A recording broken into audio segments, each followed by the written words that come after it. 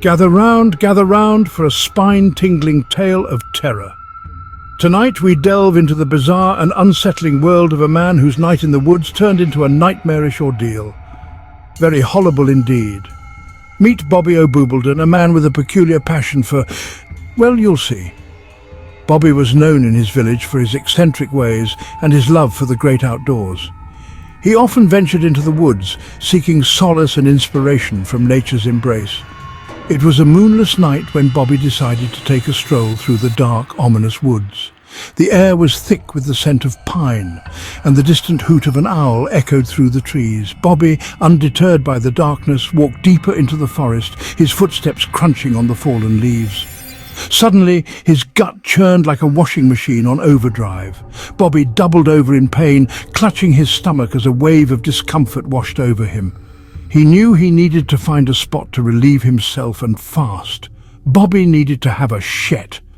His eyes darted around, searching for a secluded spot where he could do his business without interruption.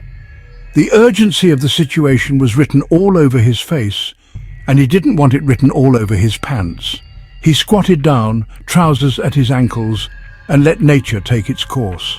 The relief was immediate, but short-lived. As Bobby focused on his task, veins popping out of his temples, he failed to notice the rustling in the bushes behind him. As the shit flew out of his arsehole, a grotesque creature emerged from the shadowy bushes. The creature's movements were slow and deliberate, its eyes glowing with an eerie light. This beast, with eyes like burning coals, caught every lump of shite in its mouth and screamed a blood-curdling shriek. The sound pierced the night, sending shivers down Bobby's spine.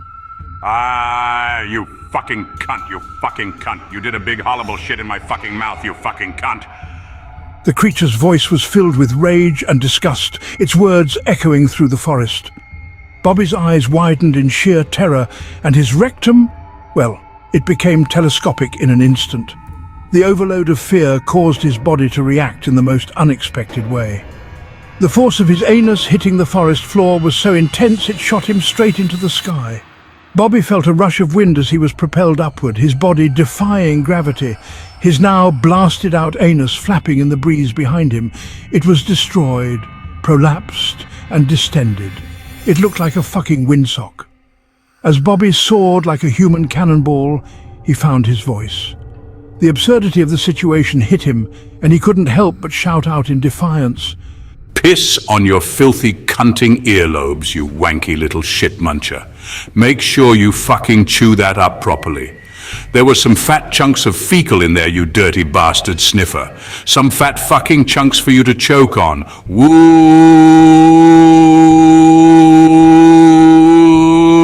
His words echoed through the night, a bizarre battle cry against the monstrous creature below. Tragically, Bobby hit a tree on his way down with such velocity that his anus wrapped around his neck, strangling him against the trunk of a huge old oak, with the stench of his own fetid colon rising into his nostrils as he lost consciousness and slipped into the icy, shitey grip of death. His body was never found, but his legend lives on. And that, dear listeners, is the horrifying tale of Bobby O'Boobledon. A man whose night in the woods turned into a surreal nightmare, blending terror, absurdity, and fecal matter in equal measure. A man who just loves shetting. Despite the horror he faced, Bobby's peculiar passion remained undeterred. He would forever be known as the man who defied a monster with his incredible anal sphincter.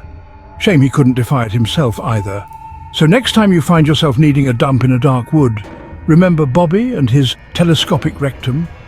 Let his tale be a cautionary reminder of the unexpected dangers that lurk in the shadows, for you never know what may be lurking in them. The woods are full of mysteries, and sometimes, when you need a big old fucking shit, those mysteries are best left undisturbed. Unless you're about to actually foul yourself, then, and only then, just drop your keks and start plipping and plopping. Sleep tight, and don't forget to wipe your filthy anuses if you dare, fassy holes. If you fucking dare. Join us again for more tales of spine-chilling adventures and complete and utter bollocks. This is Big Bollock McShitknacker, signing off.